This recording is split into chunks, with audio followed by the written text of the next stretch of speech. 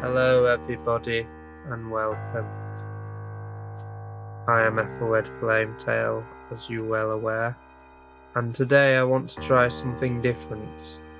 Today I'm going to be looking at a creepy theory I have. Today I will be looking at Lilo and Stitch. Now I have a creepy theory that may creep you out and spoilers alert for the upcoming content. If you haven't seen Lilo and Stitch, I suggest you pause the video now or close it or whatever. Buy a copy of Lilo and Stitch. There might be some. You might be able to find it on Amazon or eBay for, DVD. You can be able to find DVDs or videos. Do kids still have those, or even movie reels? Wow! If you can get that, congratulations. Now, what happened? What if Stitch? Now, Lilo and Stitch, let's see, is a good film with it's funny what they call it, sense of humour, and how it tackles what they call it issues in the everyday life, and it's funny characters. So Stitch escapes, Lilo meets Stitch, I won't spoil the rest for you there. But we'll be looking at one definitive scene from Lilo and Stitch. That is in the middle of the movie. Or towards the end, but not at the end. If you kind of see where I'm coming from, you probably don't. Anyway, if you have watched Lilo and Stitch, you're probably familiar with the Stitch drown scene.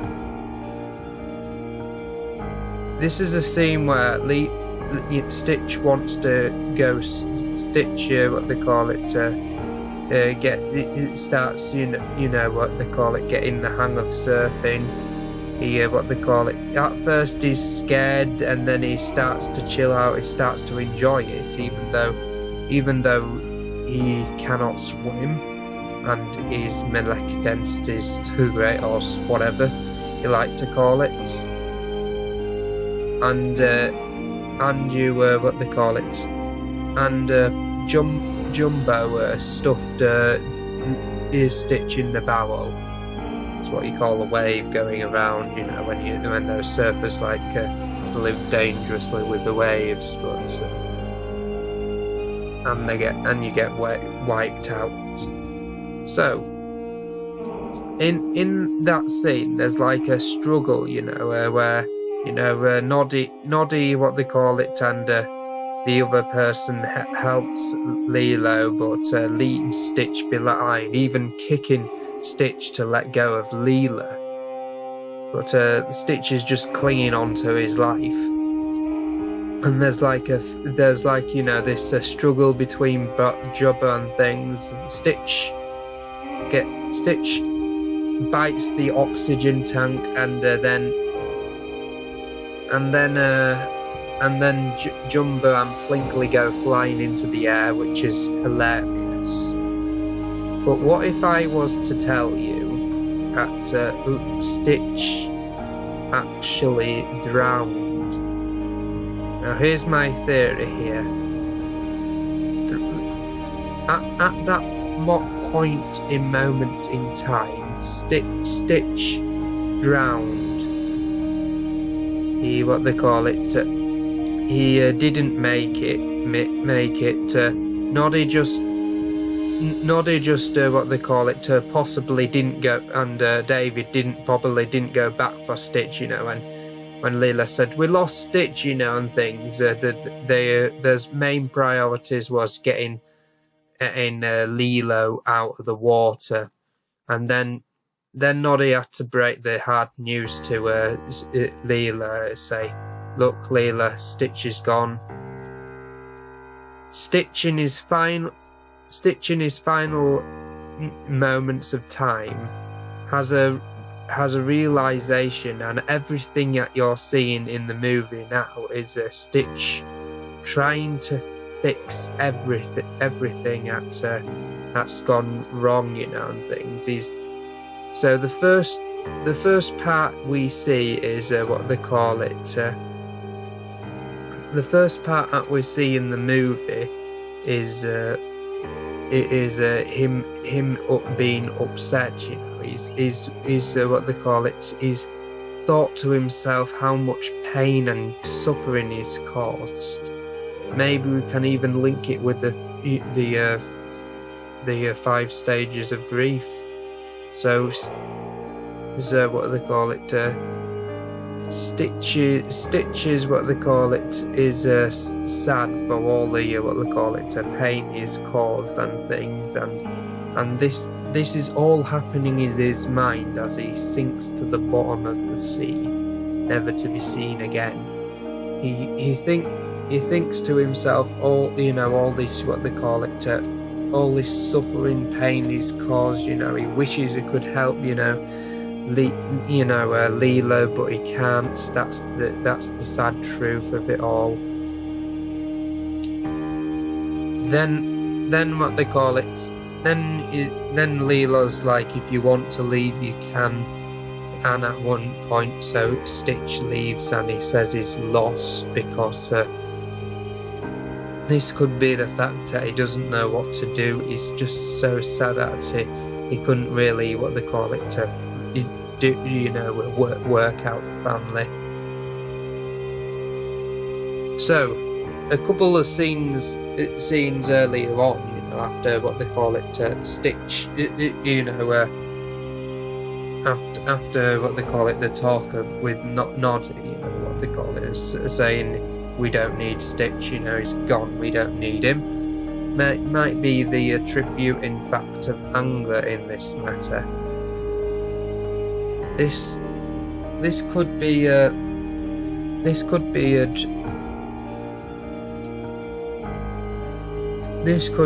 Stitch is angry at what they call it, about the fact, and things, and just imagining how everybody's feeling, or it might be just his dreams. Who knows? I don't know. A dream within a dream. Who knows? I don't know how these what they call it, blackouts work. So what they call it, that part where Jumba shows up, and says, "Don't run, you're expensive." Stitch immediately runs to the house, and we are going on spoiler territory here. So please, if you don't want anything else spoiled to you, stop the video. If you don't care, continue watching, or if you have watched Lilo and Stitch, continue watching. You probably know the basic story.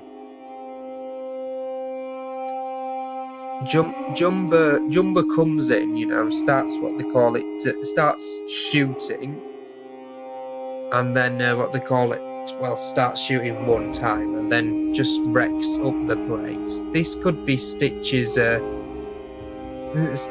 what they call it, is a destructive programming. He playing a part in his dying what they call it. Dying is what they call it, dying moments while his life flashes before his eyes, what sort of thing. But this is all in his head. This is like a flash forward almost, and things. His whole life, what could have been, is flashing right forward in his eyes. So. And to be honest, this seems unrealistic. Why would the two aliens go to Lilo's house. Yes, they could be fired, but what they call it? Why would they get fired? It just seems unrealistic, you know, and things. And Plinky would have, what they call it, could have done a better job of stopping him. Destroying our entire house just seems a little bit unrealistic. Of course, Lilo and Stitch are not realistic to begin with, but at least it does have some, you know, realisticness in it, like a social worker and that social worker, you know, trying to what they call it, sort out family issues, stuff like that, you know, and things. Of course, it's not gonna be entirely realistic, but it feels not less realistic than it did. Thus, this might be Stitch's, you know, a way. He wants to get get even with, what they call it, Jabba, because before he's his creator. He made him. He's like a father to him, and yet he betrays him in the movie, and this is his mind trying to get back, trying to, what they call it, even the score with him, you know, and things.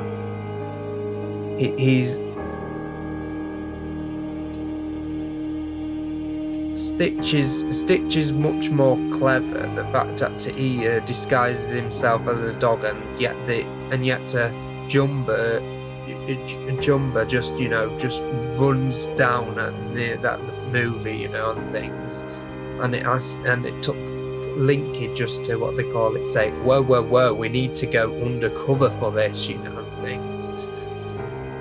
So the fact that Stitch, you know, was the first one to think about it, you know, disguising himself, was highly intelligent.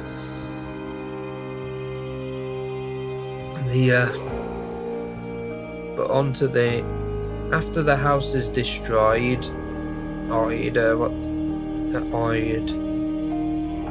the social worker puts Lilo in their car, you know, and the car, you know, which might be more of, you know, what they call it, you know, guilt, you know, or something, being taken away by the social services, you know, which might have happened,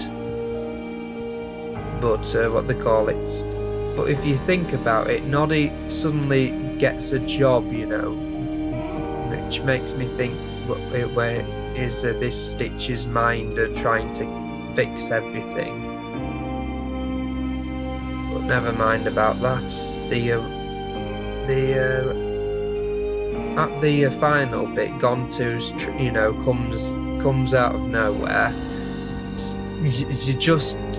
Just what they call it, just catches them both, and then all of a sudden, you know, and things, after the talk with Noddy and after the talk with Noddy and Stitch, you know, and things, Stitch tells them, you know, and things, Stitch tells them family or whatever and things, and they want to get him back, you know. Jumba and Blinky release Stitch, which I'm pretty sure what they call it, previously they tried to capture Stitch, but you have to remember, this theory says it's going through all his mind. It's all Stitch's mind that is imagining all this scenario, and then they decide to rescue Lilo, and this just seems totally out of place for this movie. Why? It seems like Stitch's mind has just got a little bit unrealistic, and he's starting to, what they call it, you know, rescue Lilo, and he's what they call it, he's trying his best, you know, and he's settling the score with gone to, you know, the person who, what they call it, captured him. These are all people from he's encountered previously.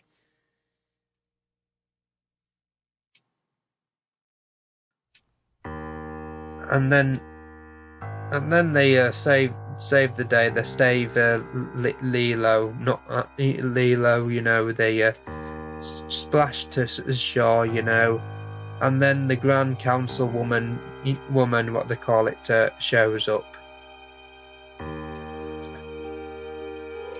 and the Grand Council woman is moved by the fact that Stitch could speak. And she treats him a little bit more with integrity because he can speak. And after Cobra Bubbles reminds Lilo that he bought him at the shelter, and if the Grand Council woman takes her, it would be stealings. And the Grand Council woman's, you know what they call it, Grand Council woman decided to have him in exile in the Hawaiian planet. So, and at the end, should I say, the Cobra Bubbles says, now about your house. They get it all fixed up, and everything is okay. Stitch is with Lilo. Noddy has a job. Cobra Bubbles is everybody's friend. Stitch is with Jumba, and for some reason Pleakley. And everything what they call it. Everything is a happy ending. Like Stitch has got his what they call it. Stitch has got a family now that he's found all on his own, and what they call it. The rest of the episode throughout Lilo and Stitch is all playing in his mind. In number 2, he actually finds what they call it. Jumba makes another experiment, and what they call it, Stitch calls him cousin, which Stitch in his mind, in his dying wishes he could, you know, make everything right, and he is before he finally dies. This is happening quickly, but for him, this is all happening slowly and in real time. So it's happening very slowly for Stitch, all this, and as he finally reaches his end. So there we go. That's my creepy theory. Hope everybody enjoys it. My throat's getting a bit dry from all this talking. But there we go. Thank you for watching. Thank you for watching. You know, what do you think of this creepy theory? Is it good? Is it not good? You know, let me know in the comments below. So this has been Ethelred Flametail, and I'm signing out. See you.